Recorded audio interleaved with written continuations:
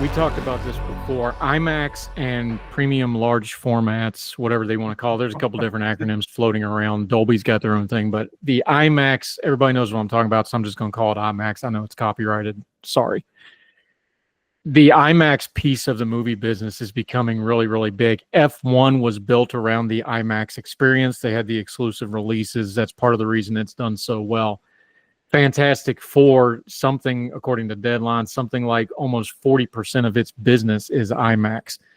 I really think we're getting to the point where movies are going to become in theater, IMAX, premium live events, to steal a wrestling term since we've been talking about wrestling. The IMAX premium experience for movies is going to be where they're going to go because they can make more money for the same movies, and their traditional theater experience is going to continue to suffer. Do you see that trend? Because I think the box office is starting to show that trend. Yes, and the biggest story of all in regard to that situation is that the Odyssey, Christopher Nolan's new movie that comes out next year, made the decision that they were going to, a year in advance, have tickets for sale for the Odyssey on IMAX 70 millimeter. And it turned into a circus. Everything is sold out. There's people attempting to resell the tickets, like this is a Taylor Swift concert. And you don't think other studios see that and say, "Whoa, how can we get into that kind of action?" So yes, I mean, you're seeing IMAX randomly re-releasing classical films. Just as you can say, "Oh, come see it in IMAX." It's absolutely becoming a bigger and bigger. In the same way that the popcorn bucket stuff, it's becoming a bigger and bigger thing to get people to come to the theater. And like live events, like sporting events, like concert events. Yeah, Regal is hosting SummerSlam on the big screen. Now, I looked at it. I thought it was a little too expensive that I think to go see it on the big screen. But there are people who are going to go and see that, just to say that they saw it on the big screen. And what's going to happen is it's going to be like sporting events. It's going to be like concerts. It's going to be like live events. It's going to price out people, purposefully so. Yeah, and I understand and the business model, but that's what's going. The days of a working class family taking a family of 4 or 5 to the movies is probably done. But they're still making movies for working class families to bring 4 or 5 kids to the movies. And that audience just doesn't exist because they're priced out now.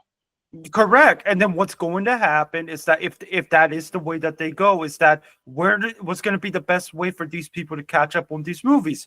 Wait until streaming.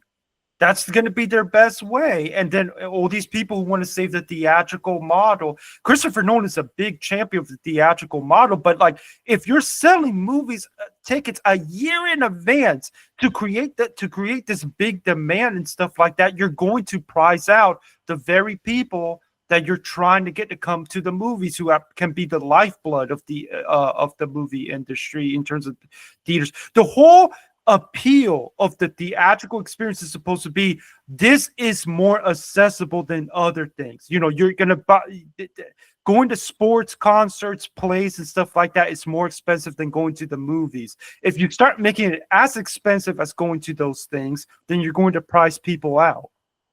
I've done both recently. I can go to the minor league baseball stadium with my food and everything, including and parking and all that. It's cheaper than taking 4 of us to the movies by a not inconsiderable sum to go to a baseball game. A downtown stadium, it's in town, even with the food prices. It's cheaper for me to go to a minor league baseball game than a movie now. Well, that's bizarre to me. There you go. That shouldn't be.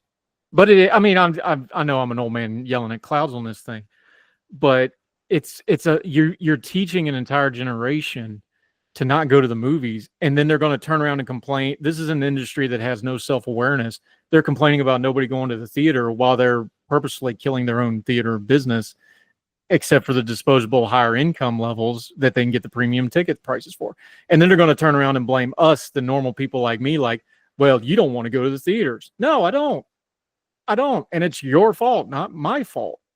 But that's how they pitch it. The press that is embedded into for the access journalism of it to the movie business, they'll say that I'm the problem. And I'm not the problem. You're not giving me a product that is worth my time, effort, and money to go see at the price that I can afford to pay it. Yeah, and you see that the way that they try to make up for it, because they're doing these premium things and they're doing these popcorn buckets. They're really starting to, what they really are catering to now are it's the hardcore movie fans, people like me. Because when I go through There's not enough of them. right, there's only so much of us. There's not enough. If you go through when I go through film Twitter, I see all these people going to the movies each weekend. Most times it's who is it? Oh, it's a cinephile that it's easier for them to go by themselves to the movie. It's not necessarily someone who's a lot of the movie critics that have families that I know, they take advantage of the screenings to take their families to the movies because they don't have to pay the ticket. I don't blame them for that because it's stinking expensive. And like, you know, I don't go to sporting events now that I used to want to go to because it's just too much money and I can't justify it. I don't go to a lot of concerts because concert tickets are, my God, I went to the Metallica concert recently, and it was like a 2-night event, and that was definitely a hit on the wallet. I mean, it was worth it because I never thought I'd get to see Metallica live, but yeah, it's very pricey. I looked into taking the youngest to the Taylor Swift Eras tour. It was literally going to be cheaper for me to fly her to Europe and go to a show in Europe with the airfare and hotel and all of it than to try to get a secondary ticket anywhere in America. Jeez. I priced it out. I was like, we can go to the show in Poland or wherever it was. I forget. It was in Europe. And it was cheaper to fly to Europe and go to a show because of the way the secondary ticket market in America is so completely out of control. See, and if anybody's on social media who sees you on social media, they're like, "Well, Lewis, if how on earth did you go and see Wicked almost 10 times in the theater and stuff like that?" Well, because I have an unlimited subscription. If I didn't have an unlimited subscription, I wouldn't be going that many times because it helps me save money. And keep in mind, I'm one person, so like it's. Yeah, I'm very concerned about them pricing out people, especially with this whole recent media circus with the Odyssey tickets. It's brilliant business, though. I will acknowledge that. It is. It's brilliant, but there's going to be consequences. Is the Odyssey going to be any good? I think so, because I trust Christopher Nolan. I trust him too, but then can I tell you my concern? And I hope he proves me wrong because I love Christopher Nolan movies. I really do. I thought Oppenheimer was brilliant. My concern was we've seen it with multiple directors that get really famous and they're the it director of the day. I don't care how brilliant a director you are, you have to have some guardrails to make your vision. You know, you give Tarantino Elmore Leonard novel, he does great. You say do dialogue for 2.5 hours with Hateful Eight and it's a mess. You got to have some guardrails to your brilliance and talent, right? Everybody does.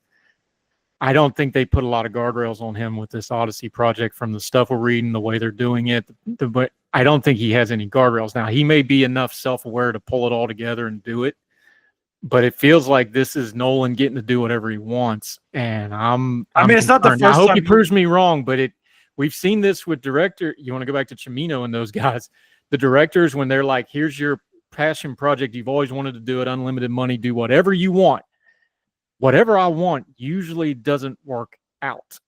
And I'm worried. I'm going to see it. I love Nolan. I think he'll prove me wrong, but I'm worried.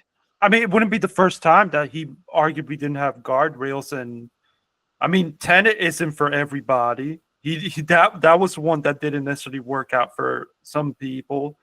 So it's either going to be another Tenet or he's going to pull off yet another masterpiece that's going to be remembered for decades to come. Can I bring up the one point on it? Because I'm one of those people that didn't like Tenet because it was just too much. And you can call me stupid or whatever, but I'm like, no, I don't need a flow chart to explain a movie. I'm just I don't. And the visual, but I can acknowledge it was brilliant in the way he made it. It wasn't for me, and I didn't like it, but I can acknowledge the craftsmanship of him doing it, how brilliant it was. Right? Does that make sense? Yeah. Everybody knows the story of the Odyssey. True. So Oppenheimer, a little bit because it was a biopic, you could play with it. He's got material now, and he pulled it off with Batman. So I'm not saying he can't do this. The Odyssey's different, man, because you're talking about something that's really ingrained in the culture, even people that don't realize how ingrained, Yeah. that stuff is in the culture.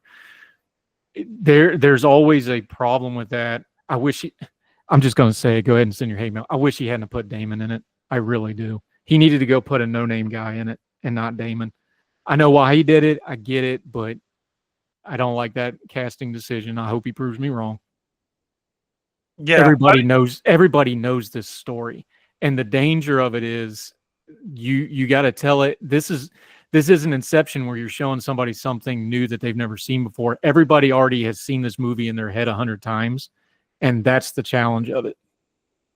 And a lot of material. I don't know how it's going to be interesting to see how he edited this together, because there's a lot of material, a lot of like ideas and stuff going on in that story. I mean, there's freaking Cyclops, sea monsters, sirens going into the underworld. There's a lot of stuff that it's going to be interesting to see how he cuts that story together. It's a 10-year journey in the epic. And he's going to slam it into one movie with every person working in Hollywood that has a half decent agent, it seems like. We'll see. We'll see. The man's pulled off miracles before, so let's hope he does it again. Yeah, I hope so. I'm one of the ones that the Batman stuff, Dark Knight Rises, has really grown on me over the years. I didn't really like it when it first came out, because I had a little bit of a reaction to Dark Knight where I think people overhyped it a little bit. I know it's one of the greatest movies ever, but it got over the top with people just like, oh, this is the great, like, calm down a little bit. So like Dark Knight Rises, it's grown on me over time as I go back and rewatch it, how good that was, that movie.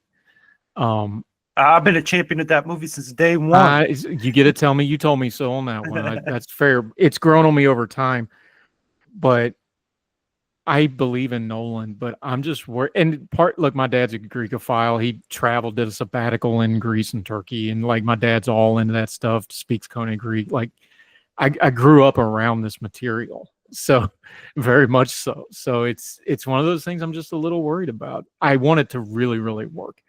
I'm really worried Matt Damon's in the he always plays Matt Damon era of being Matt Damon, and that's worried me. You're giggling, but you know exactly what I'm. Clooney's got the same problem. He's Clooney in every movie. Yeah. I mean, it's a good problem to have, but yeah, I mean, thankfully Clooney's going to be doing a movie this year that he could get away with doing that. So, but yeah, it's going to be interesting to see how Matt pulls off Odysseus.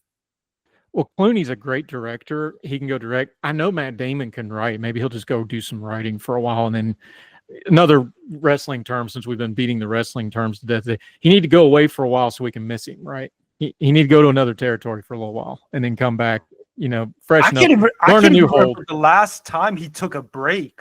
That's the part, like, go learn a new hold, kid, right? The old territory wrestling days. Go learn a new hold and come back and we'll freshen you up. I just need him to take a break. And I know why you don't, because you got short careers and whatever, but I don't know, brother.